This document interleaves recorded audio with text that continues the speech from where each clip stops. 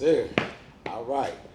Level Up Podcast. We had an exclusive place with a very special person who I'm happy to see.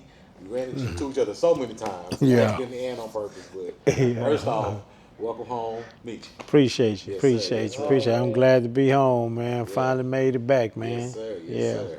Yes, sir. So, I mean, just want to kind of start like, you got a long history in the city. You've done so much for the city, too, whether people want to give you credit or not. You Yeah. know what I mean? But where did it start for you, in the industry or in the game? You mean like where did I come from? Is what you Where you asking? come from? Yeah, for Well, sure. I mean my humble beginnings and my origin really, like I say, I come from the north side. You know what I'm saying? Tidwell, Mesa, Okay. Sea King. Back off in there, and of course migrated to the east side, then ended up in South Park. You know what I'm saying? My daddy owned a bunch of businesses downtown on McKinney between Live Oak and Polk. He had owned that whole block. So it's like for the summer or for holiday, whatever, me and my brother used to go over there and work. But he used to hire a lot of the little neighborhood kids, you know what I'm saying? So then plus, as people grew up, it's just everybody that I came in contact with from these certain side of towns became somebody, you know what I'm saying? So we all fell in that fray.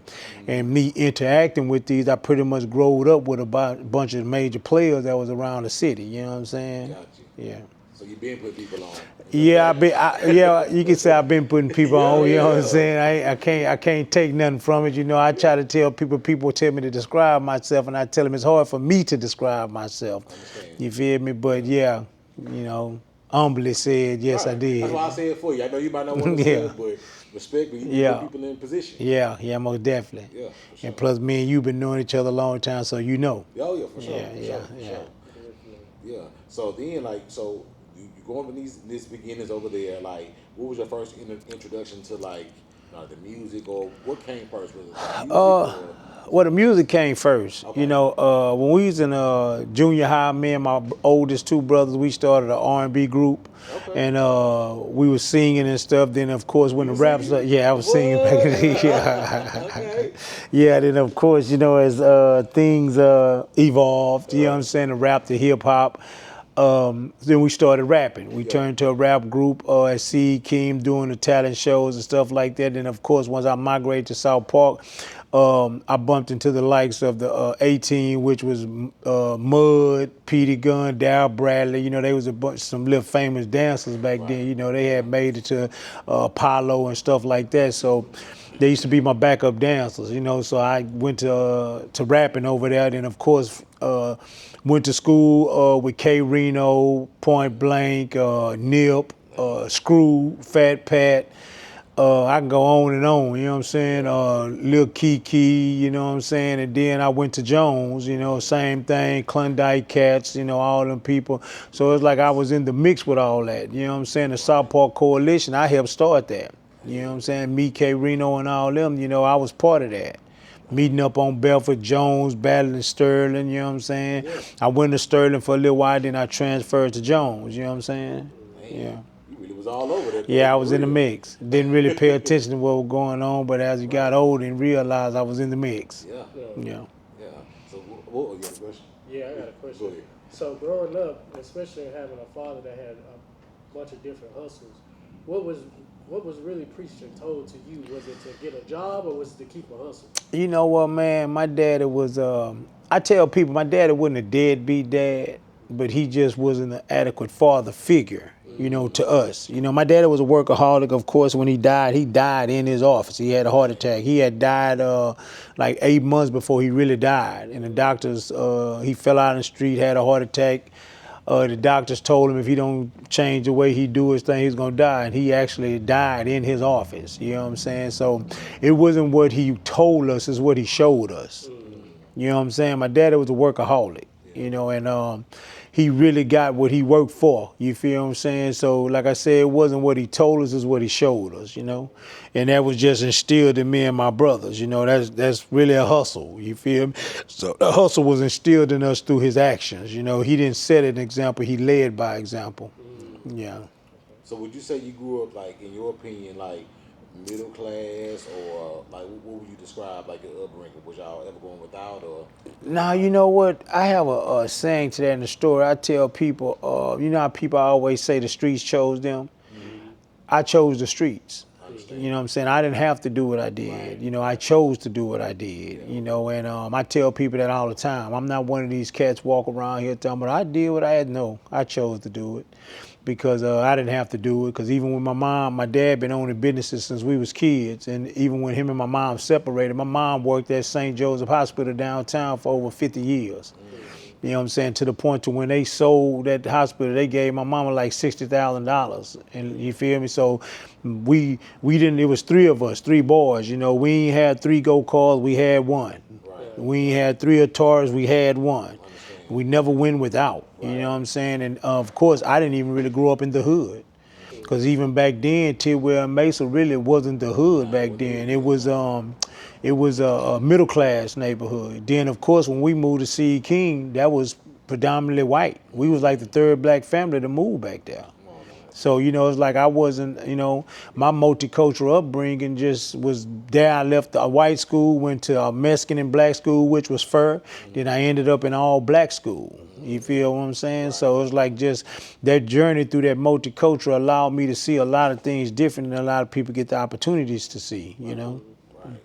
So while we talk about the streets, you know, I just heard you listening to the video. The current situation right now is people saying F the streets. Yeah. Do you agree F the streets, or do you? How do you feel about that movement? You know, man, the way I look at things is I don't really see the subjects in the narrative that a lot of these cats see, because a lot of these cats that say these things really ain't from that area. You feel what I'm saying? It's a lot of barking, a lot of woofing, a lot of rapping and tap dancing going on that ain't really real. You know what I'm saying? They can talk about it, but they really can't walk about it. You feel what I'm saying? You know, even under my situation, what I just went through. You know, you got a bunch of niggas out here that claim to be real, but yeah, you are real, but you're not rare. Right. You feel me? You know, I consider myself rare. You know, motherfuckers say they did this and they did that because of these people offered you. I still done 6 life sentences. You can look at my paperwork. 6 counts, all 10 to life. You feel what I'm saying? But my trust is in God. I've always been a God-fearing man. I paid Ken Schaefer $100,000 for nothing. You feel what I'm saying? God is the one that provided me a safe passage back to this world, you know? So that's why I go back to say a lot of these people that's woofing about fuck the streets, you never was really in the streets. So you saying fuck the streets, but yeah, you saying fuck the streets now because you don't understand, you know, that's just a narrative for you, because a lot of them people never been in the streets. Right. You know what I'm saying? So, you know, because at the end of the day, a motherfucker that really been in the streets, you ain't gonna never say fuck the streets. Because, you know, sometimes it brings you back to the understanding that nigga, either you gonna lay down or you gonna fight. You know what I'm saying? And you might need them same motherfuckers you said fuck. But if you saying fuck the streets, nigga, you never been there. Right. You know what I'm saying? That's why I feel like it's important, especially for your generation and older, to speak on that, because the younger people only look to those people who are saying Yeah. the streets. You know what I'm saying? But you gotta understand too, it ain't a lot of older people saying it. It's a bunch of these youngsters saying No, it. that's what I'm saying. Oh, okay, That the older people are yeah. correcting Yeah, or the what younger they say. people, yeah. Right. The Yeah, younger people. okay, The yeah, younger yeah. people are listening to these people who Yeah, are saying it, yeah. You know what I'm saying? And you know the thing is, now don't get me wrong, do I see a change in the streets? Yes, I see a change in the streets. You know, people say the streets is dead. The only thing is dead is your hustle. You feel what I'm saying? And when I speak of that, I'm not speaking of drug dealing. I'm speaking of any hustle. You feel what I'm saying? But understand that when we go back to talking about the streets, it's just a situation where you got to watch your crowd. You feel me? Because I'm man enough to admit when I was getting ready to come home, you know, I'm talking to people. And everybody's saying, man, it's fucked up out here. Man, it's this out here. This out here. I almost fell into the narrative. But I had to get back on point to remember, you not me. You feel me? Yeah. You know, my facts of life is not going to be your facts of life. Your support system is not my support system. You feel what I'm saying? I had to snap up out of that. But you know, that pressure busts pipes. But I almost fell prey to that in thinking with that ideology, you know what I'm saying? And forgetting that I have one hell of a support system, whether it's my wife, my kids, my brother, you feel me, my friends, you feel me? And not, you know, like I say, just like it's hard for me to describe who I am to people when I'm asked, it's hard for me to say, yeah, I mean, I helped a lot of people. I planted a bunch of seeds. And what's coming back is I'm reaping what I sowed. You feel what I'm saying? But it's from a greater cause. And you know, God would always tell me I helped a lot of people, but I helped a lot of the wrong people. And I really couldn't see that because of the clouds. But going through this situation, I come to grips of understanding who are the right people. The right people are the ones that was always here for me when I touched back on this ground. But they never needed nothing from me. You see what I'm saying? Now I understand. You know, building the world, before I went in back in '08, or even this time, I always call myself building my own world. But now I don't want to build my own world because I don't want to be the sun, and if I set, the world go dark. You feel me? I don't want to be the smartest man on my planet because when problems raise up, I got to figure it out. You feel what I'm saying? I don't want to do that no more. You know, like that saying say, pigeons don't soar with eagles. You feel me? My surrounding now is eagles. You feel me? And that's where my mindset is. And I tell people, I don't want to mess with the worker. I want to mess with the bosses. And when I say bosses, no, you don't have to pull up in a Rolls Royce or a Ferrari, Lamborghini to be a boss. Being a boss is a mentality. You feel what I'm saying? A kid can be a boss. That's why they had the cartoon Boss Baby. You feel me? So you know, boss is a mentality. I tell people I don't want to deal with incompetent people because being a boss just means being competent, and people lack that understanding. You know what I'm saying? And I'm on that page now. That's where I'm at now. You know, I see things totally different. I analyze stuff different. I keep myself at a distance, but no days on alert. I'm always aware. You feel what I'm saying? But I put myself at a distance because it helped me slow down my thinking. You feel me? So, you know, that's the type of things I look at. You know, it's like even with the crabs in the bucket. I tell a person now, when I say competent, I don't want to walk up to the crabs in the bucket and dig at the bottom of the bucket and pull them cats out the mud. Why would I do that when I could just grab the crab that's holding on to the top with the one arm? Why would I walk up there and dig in the bucket and get bit? You feel me? I'm not into that no more. I'm not into pain. That's what I just left. You know, with this music business, whether these niggas in these streets, you know, I'm going ding down in the bottom of the motherfucking bucket and get the low thinking, hey man, you an underdog, I'm gonna make you the dog. But shit, I done got bit so many motherfucking times now, I don't even want that. I'm gonna just grab the crabs holding on to the top, you know? And that's showing you which one of them is competent. You feel me? Yeah. So going back, like when you said you didn't necessarily have to get into the life of the game, what sparked your introduction, or did somebody spark it? As I said in current interviews, a family member introduced me to the game as a mule. You know, I was in high school. I didn't know what was going on. I was naive. But being said, then it rolled over into me falling in the streets. And I never analyzed that until, like I said in another interview, about how the feds ran down on me and took $500,000 from me. Right there off of Calhoun and Calhoun and 288 at them condos sit right off the freeway. And he asked me, how did I fall into it? I never analyzed that until that day. And it made me look back to see how did I come to this point. You know what I'm saying? And the thing is, but to be honest, I realized it's not really about how I was introduced, because it was part of my journey. It was part of my journey. You know what I'm saying? So now it's just, I embrace it, you know? So that's more or less what it is, but that's how I fell into the game, introduction. And then being the introduction, of course, knowing it's a way to get money. You know, I ain't gotta ask my mama for no lunch money. I ain't gotta ask no money to go buy silk shirts and, you know, back then leather pants.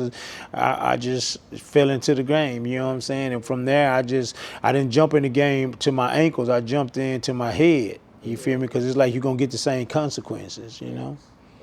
Yeah. 100%. Yeah. So what do you kind of raise your kids on and explain to them about surviving in life, regardless if you hustling in that way or you hustling period? You know what? I don't consider myself as a motivational speaker or a leader, because people always tell me these things. I'm a character builder. And that's what I did with my children. I didn't raise my kids by force. I didn't raise them by military style. I raised my kids by choice. That's something that God gives us all. He gives us free will and choice.